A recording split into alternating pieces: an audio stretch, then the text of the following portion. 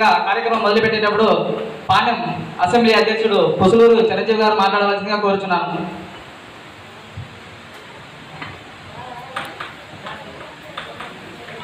నందికొట్కూరు ప్రజలందరికీ కూడా జైభీములు తెలియజేసుకుంటూ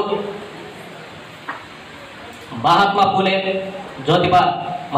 జ్యోతిబా పూలే, సాహు మహారాజ్, నారాయణ గురు, పెరియార్, అంబేద్కర్ తర్వాత మాన్యవర్ కాంశీరామ్ గారుల ఆశయ సాధనని ముందుకు తీసుకెళ్తూ బహుజన్ సమాజ్ పార్టీ నేడు బెహన్ కుమారి మాయావతి గారి నాయకత్వంలో చాలా పకడ్బందీగా ముందుకు తీసుకెళ్తున్న ఈ క్రమంలో 2024 ఎలక్షన్లు మనకు దగ్గరకు రావడం, ఈ ఎలక్షన్లలో మన నిజమైన సత్తాని ఓట్ల రూపంలో మనం చూపించడం అనేది చాలా ముఖ్యము.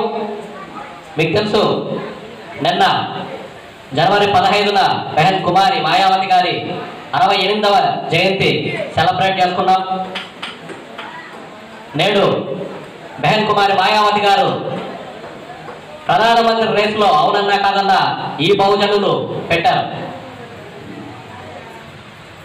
మనకు అటు నరేంద్ర మోడీ నాయకత్వంలో ఉన్న ఎన్డీఏ కూటమి కావచ్చు, ఇటు కాంగ్రెస్ కూటమిలో ఉన్న ఇండియా కూటమి కావచ్చు, ఇవన్నీ కూడా ఎట్లా ఉన్నాయంటే బెహన్ కుమారి మాయావతి గారు మాకు మద్దతు ఇస్తారా అనే ఒక పోటీ పడే సిచ్యువేషన్లో ఉంది.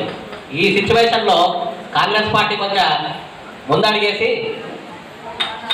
బెహన్ కుమారి మాయావతి గారి మద్దతు, బహుజన్ సమాజ్ పార్టీ మద్దతు మాకు కావాలా అని చెప్పడానికి సిగ్గుపడతా అది వేరే రకమైన ప్రయత్నాలు చేస్తూ ఉంది. ఎట్లా చేస్తుందంటే బహుజన్ సమాజ్ పార్టీనే ఇండియా కూటమిలోకి రావాలని చెప్పి ప్రయత్నిస్తున్నట్లుగా మీడియా ద్వారా చిత్రీకరిస్తూ ఉంది.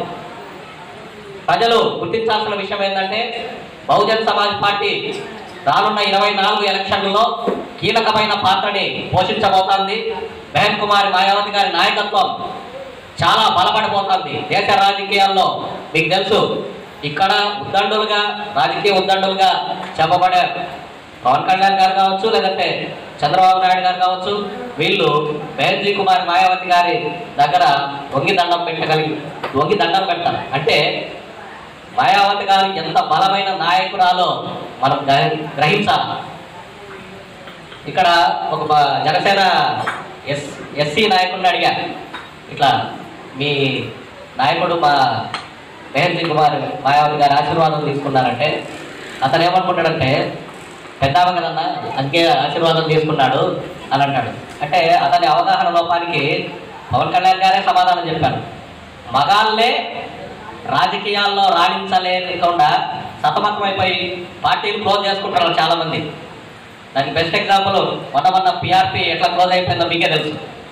అట్లాంటి పరిస్థితుల్లో ఒక మహిళ అయింది రాజకీయాలను దిగ్విజయంగా నడిపిస్తున్న ఈమెకి నేను నమస్కరించినాను, అది నేను గర్వంగా ఫీల్ అవుతున్నానని చెప్పి పవన్ కళ్యాణ్ గారే చెప్పుకోవడం జరిగింది. అంటే వాళ్ళు గుర్తిస్తున్నారు కానీ మన నాయకత్వాన్ని మనం గుర్తించలేకపోతున్నాం. అంటే మీరు కాదు, కొంతమంది చెంచాలుగా ఆ చెంచాల నాయకుల వెంట తిరిగే మన బహుజనులు ఎవరైతే ఉన్నారో వాళ్ళు గుర్తించలేక పోవడం వల్ల బహుజన్ సమాజ్ పార్టీ ఆంధ్రప్రదేశ్లో కొంత ఎదురుదెబ్బ తగిలింది. ఇప్పుడు మీ బాధ్యతగా ఏంటంటే బెహన్ కుమారి మాయావతి గారి నాయకత్వాన్ని గ్రామాల్లో ప్రజలందరికీ తీసుకెళ్లడం ఒక ఎత్తు, ఏనుగు గుర్తుకి ఓటెత్తించడం మీ అందరి బాధ్యత అని తెలియజేసుకుంటూ సెలవు తీసుకుంటున్నాను. జై భీమ్, జై భారత్.